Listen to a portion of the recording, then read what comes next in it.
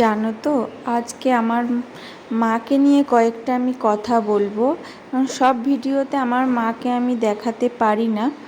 তো যাই হোক, জানো তো, আমার মায়ের জীবনের হারানোর গল্পটা অনেকটা। কারণ হচ্ছে, আমার আর আমার বোনের যখন কোনো কিছুতে খারাপ লাগে, শরীর খারাপ হোক, মন খারাপ হোক, তখন আমি আর আমার বোন মিলে না ভাবি যে, আমরা দু বোনে বলি যে সত্যিই দেখ, মা কি করে বেঁচে আছে বল। তো আমরা মাকে দেখে অনেকটাই আমরা মনের দিক থেকে শক্ত হই।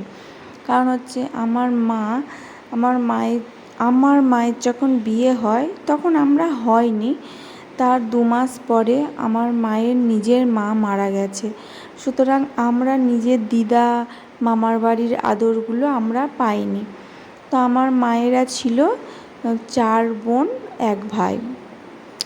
বেশ ভালো কথা। তারপরে আমার মা তো যা হয়, মা না থাকলে মেয়েদের কি আর বাপের বাড়ির সেই আদরটা হয়? আমার মা কোনো দিন না সেই বাপের বাড়ির মায়ের আদর, যে বিয়ে হয়ে মেয়ে গেছে, সেটা কোনো দিনও পায়নি বলে না, আমরা যখন বিয়ের পরপর বাপের বাড়িতে যেতাম, আমার মা কোনো দিনও আমাদেরকে কিচ্ছু করতে দিত না। হ্যাঁ, কিন্তু এখন আমার মায়ের বয়স হয়েছে, এখন করি, মা পেরেও ওঠে না অনেকটা সবাই মিলে গেলে, তো যার জন্য এখন আমরা করি। কিন্তু তখন আমাদেরকে কিচ্ছু করতে দিত না, আমরা ভাত খেলে থালাটা পর্যন্ত নিয়ে নিত। এখনও অবশ্য বলে থালা রেখে দে। তো যাই হোক, কয়েক বছর পর যখন মায়ের বিয়ে হয়েছে, তখন 2-3 মাস পরে দিদা মারা গেল।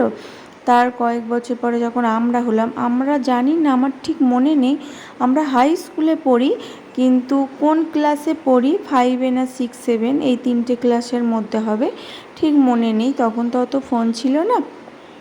তো আমার মারা শুনলো যে আমার মায়ের বোন, মানে আমার ছোটো মাসিকে পাওয়া যাচ্ছে না। যাই হোক, তারপরে খোঁজ খবর নিয়ে দেখা গেল যে ছোটো মাসি আর তার ছেলে রেলে কেটে মারা গেছে। তো তখন অতটা বুঝতে পারিনি, যে তখন ছোট তো, হাই স্কুলে পড়ি, 5 থেকে 7-এর মধ্যে পড়ি, যে কাছের মানুষ চলে যাওয়ার কষ্টটা অতটা আমরা উপলব্ধি করতে পারিনি। তখন স্কুল থেকে বাড়ি এসেছি, শুনলাম মাসিকে পাওয়া যাচ্ছে না, এইটুকানি। মায়ের কষ্ট অতটাও বুঝতে পারিনি। যাই হোক, তারপরে সব ঠিকঠাক হলো।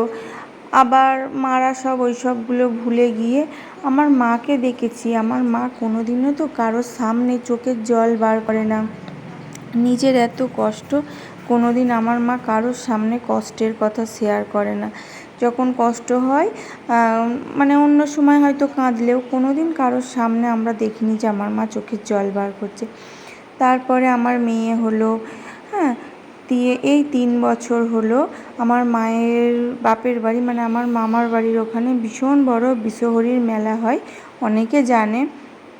তো মেলার আগের দিন আমার মামা অ্যাক্সিডেন্টে মারা যায়। মাথায় আঘাত লেগেছিল, আর কোনো জায়গায় আঘাত লাগেনি। যাই হোক, মারা গেছে, সঙ্গে সঙ্গেই কল্যাণী হসপিটালে নিয়ে যেতে যেতেই মারা গেছে। তো মারা কোনোবার মেলার আগের দিন আসে না, সেইবারই এলো। আর মামা মায়েদের ব্যাগ ট্যাগগুলো নিয়ে গেল টোটো থেকে, তারপরে আসছি বলে বেরিয়ে গেল। মা ভেবেছিল যে হয়তো মামাকে মাইমা বাজারের কথা বলেছে, তো সব বাজারের করা হয়ে গেছে, কিন্তু কোনো কিছু বাকি আছে, সেই জন্য কালকে তো আর গাড়ি বার করতে দেবে না, সেই জন্য মামা বেরিয়ে গেল। ওই জন্য মা আর কিছু মাকে জিজ্ঞাসা করেনি। 10 মিনিট ওই যে বোন ভাইয়ের দেখা হওয়ার পরে বেরিয়ে গেল, ব্যাস। কিছুক্ষণ পরে খবর এসেছিল যে মামার অ্যাক্সিডেন্ট হয়েছে। যাই হোক, সঙ্গে সঙ্গে সেই দিনে ভীষণ বড় মেলা। তো যাই হোক, তখন আমার মেয়ের বয়স ছিল 3 মাস। মামা দেখতেও গিয়েছিল। আবার আমার মা নিজের ছোট ভাইকে হারিয়ে ফেললো। এই সামনে মেলা আসছে, হয়তো মামা বেঁচে থাকলে মায়েদেরকে অনেকবার ফোন করতো, কখন আসবি, কবে আসবি। যেহেতু মায়েদের পুজো দেওয়ার ব্যাপার থাকে, ভাই বোনের মধ্যে অনেক কিছুই আলোচনা হয়। তো যাই হোক, তো একটা মানুষের জীবনে মানে হারানোর যন্ত্রণাটা যে কত আছে, আমরা না আমার মাকে দেখতে পাই। সত্যি আমরা ভাবিনি যে আমাদের কাছের মানুষগুলো চলে যাবে। তেমনই ঠিক আমার ভাইয়ের বিয়ে হলো। আমার ভাইয়ের 1 বছর পরে আমার ভাইয়ের একটা শালা ছিল, ঠিক সেম 26 বছর বয়স।